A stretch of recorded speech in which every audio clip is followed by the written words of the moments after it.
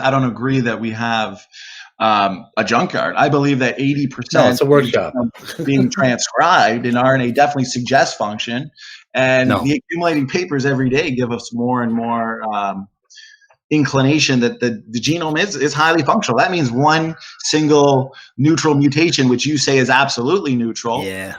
it's going to have a trivial effect. I mean, I need a type of selection that's going to remove these types of mutations, because you keep saying that they just keep accumulating and accumulating and they lead to forward evolution, and selection doesn't need to select them away, but selection really does need to select away these mutations. You already believe in it. I mean, you believe that these kinds came off of Noah's Ark, and there were what, 700 or 7,000 of them, and they mutated. There were beneficial selections that caused each of those animals to speciate and spread, right? You agree with that, right? Well, would you assume, because I understand that evolutionists assume that the vast majority of DNA differences, if not all DNA differences, are the result of mutation. What do you believe we attribute the majority of DNA differences to? Created heterozygosity. Well, okay, so obviously you've been listening. That's good. So you'd understand that our genome is not, all those nuclear DNA differences, those tens of millions of nuclear DNA differences aren't the result of mutation. If they're the result of created diversity, right, pre-existing functional DNA differences, well, then just processes other than mutation, like recombination, gene conversion as well, that can produce new species rapidly. So it just depends. I can ask you the same question, basically. Okay, if you have two genes, right? Right. Side by side, and they're heterozygous, right? And they're in the population. How in the hell is that going to amount to all of the speciation?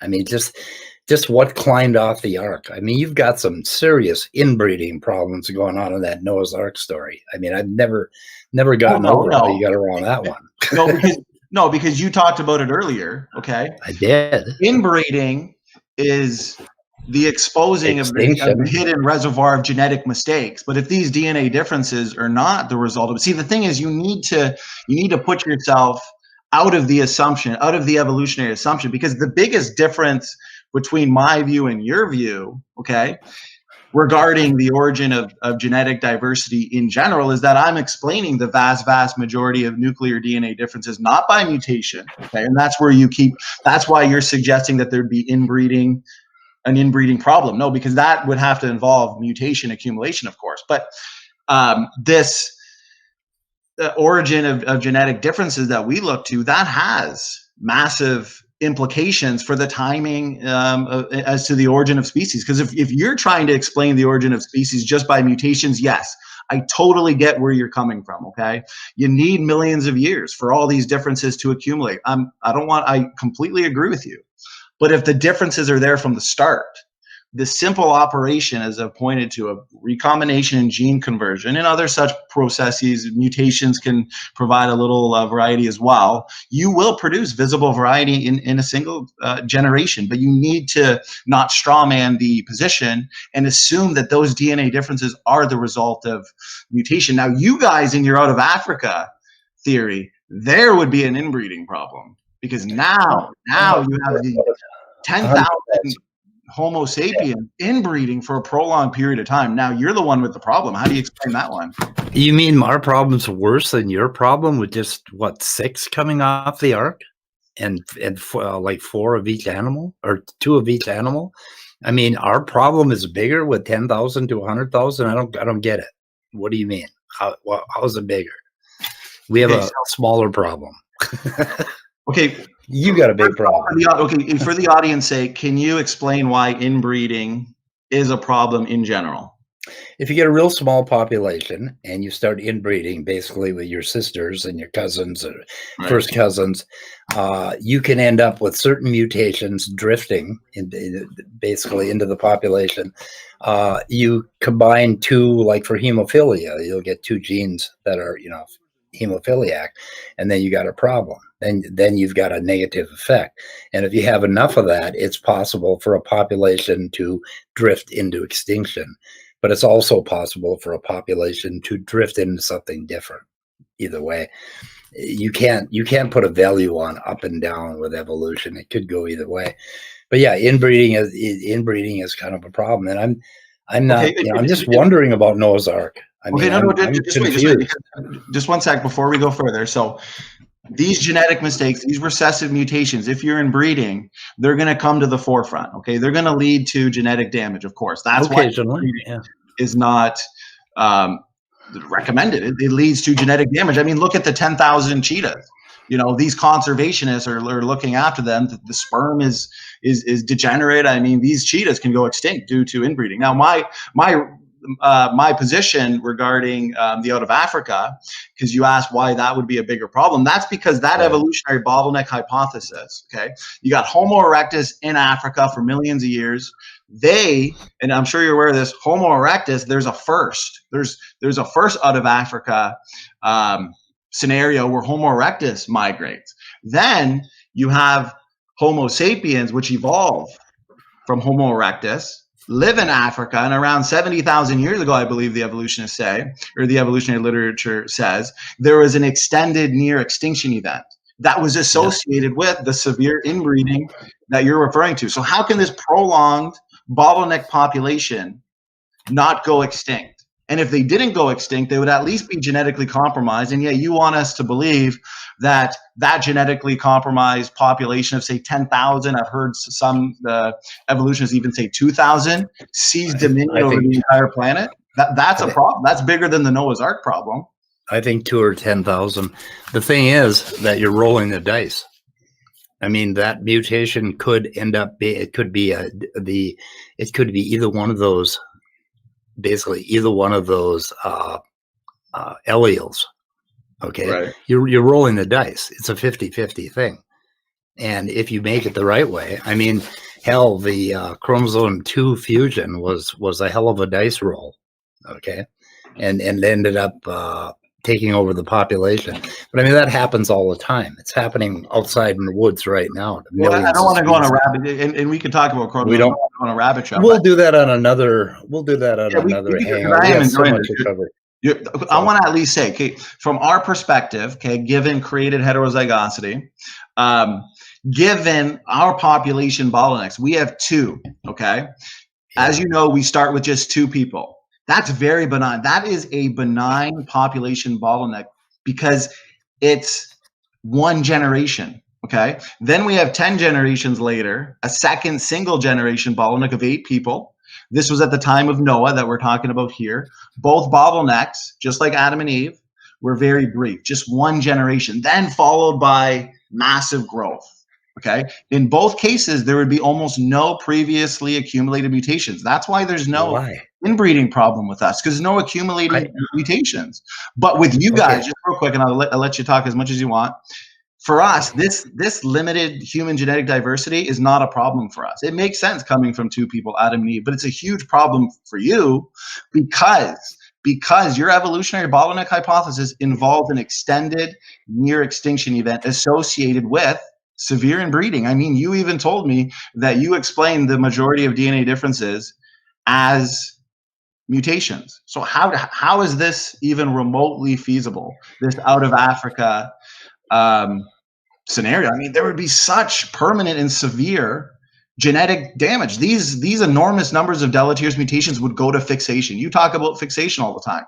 They're going to fixation. So this tiny, nearly extinct, genetically compromised population, as I've said, suddenly explodes into all parts of the world, seizing dominion over the world, and here we are today.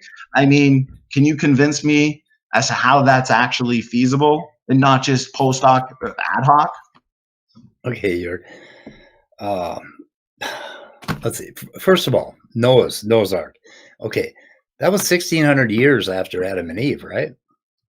Correct. So they must have had a bunch of mutations, and there were only 8 of them. And you're telling me that there were no mutations? I mean, the fall happened right in the first week, didn't it? When they ate the apple.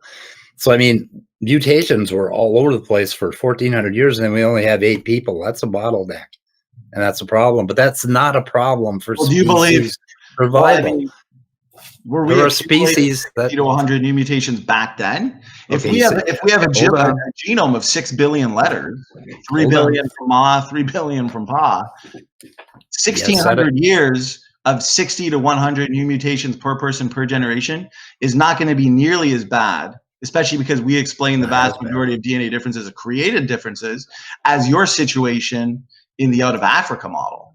I mean, you need to explain how that would be a problem, because according to our model, most mutations came after the flood anyways. Environmental conditions, post-flood radiation. That's why you see such a significant decline in age. From 900 down to 100 down to today, the average lifespan's what? You thought the 80 or something? You thought the radiation rate was a lot higher before the flood, I thought. No, because before the flood, there'd be less mutation accumulation, but post-flood environmental changes would lead to more mutations, because a lot of mutations are environmental. Are you familiar with your out of Africa theory, though, regarding because from my understanding, the way the evolutionist explains the low genetic diversity that we see today is a population bottleneck, right? Yeah. The population of Homo sapiens 70,000 years ago was reduced to between 2 and 10,000. And then that's how they explain the evidence for mitochondrial leave and Y chromosome atom is one thing. I think it might have even been smaller than that. But let me tell you about Blatella germanica, okay, the common cockroach.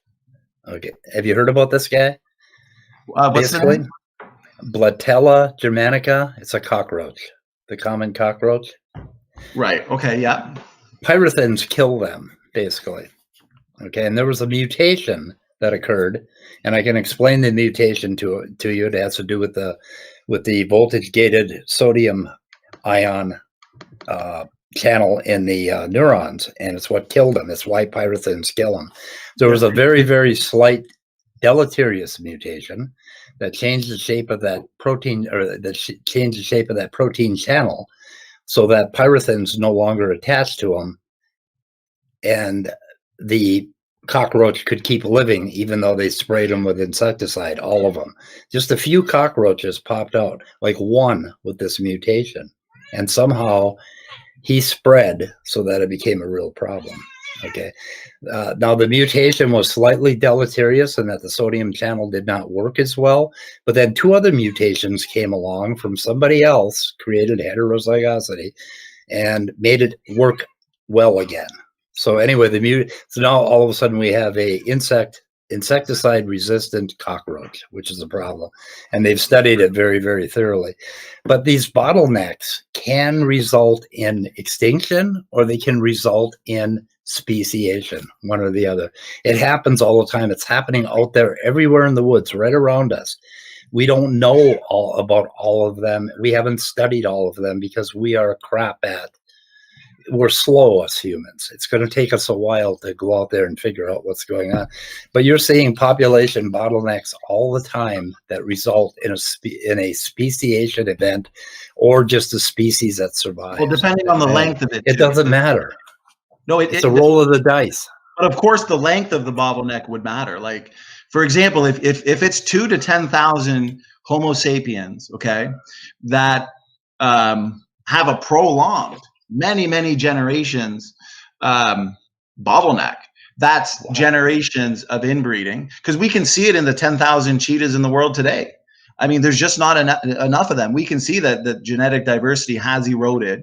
It's due to inbreeding, and the species are starting to express many destructive recessive mutations. So I just don't understand how modern Homo sapiens 70,000 years ago, who would have obviously been genetically compromised. I understand your example there, and that's fine, but is it really any more than just post hoc, ad hoc evolutionary storytelling, right? Like, why should we believe? Wait a minute. The bottleneck has been around for a long time. It's not ad hoc, not post hoc. We're not making shit up. I mean, the bottleneck has been verified with a lot of different information. I don't like when you do that. That is disingenuous, basically. Well, how is it verified? We don't make shit up. We try to figure out how something worked. Well, what's the evidence for the bottleneck 70,000 years ago?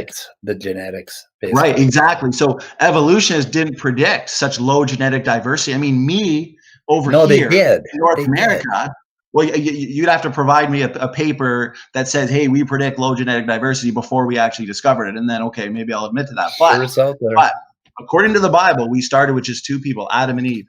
Low genetic diversity is easy to explain. It's expected. It's predicted. Yeah, but now, you guys didn't even talk about genetics before 10 years ago. I mean, you guys just suddenly became scientists. Before, like when I grew up, creationists didn't believe in that. They didn't believe in biochemical life. They thought there was a life force in the 50s and the 60s. So don't give me that you guys beat us to this prediction. Okay, well, this prediction made sense. Well, here, I want to ask you a quick question that I asked in the opening. If there really was Adam and Eve, okay, we started from 2 people, okay, what would you expect to find in our genetics? You being an open-minded, skeptical individual, what would you expect to find? Incest. I don't know. Okay. I think it's possible. I think it's possible for any 2 individuals from a species to create, to basically sustain that species and to multiply. I don't see, with the right dice rolling, I mean, you can basically marry your sister and have a perfectly fine kid. So, which obviously happened, right, according to your story. But I don't see a problem with that. Because once again, I don't know what would happen. Yeah, but I have to point out your assumption for the audience. You're assuming that we explain the vast majority of DNA differences as mutation. When we accumulate 100 new mutations per person per generation, we have a lot of other inherited DNA differences that are being passed on that are not mutation related. So even the evolutionist actually resorts to and looks to pre-existing heterozygosity. Yes. We're just saying the original heterozygosity was engineered by God. That's also why we look to function, of course. But the question I asked you, you didn't really answer it honestly, I find, because I think you knew in your head, you probably thought, okay, I would expect to find low genetic diversity, evidence for for a Y chromosomal ancestor, evidence for a mitochondrial DNA ancestor. And we can look at observed mutation rates, not accounting for evolutionary assumptions, and it takes us right back to 6,000 years. I mean, everybody's Y chromosome and everybody's mitochondrial DNA is incredibly similar. That's why the evolutionist looks to the population bottleneck. Even they believe in mitochondrial, even Y chromosome, Adam. Of course, they resort to unrealistic mutation rates and phylogenetic assumptions to come up with their date as to when they existed. But that is the evidence that one should expect to find if they're open-minded and a critical thinker like yourself. I mean, what other evidence would you want to find for me to convince you that, hey, listen, Adam and Eve exist. The Bible is true. You're not going to find it in the genome. There's this. Where the hell was I going with that? Totally lost my train. It's really late for me. What were you saying again? No problem. I want to say that actually this was a lot of fun.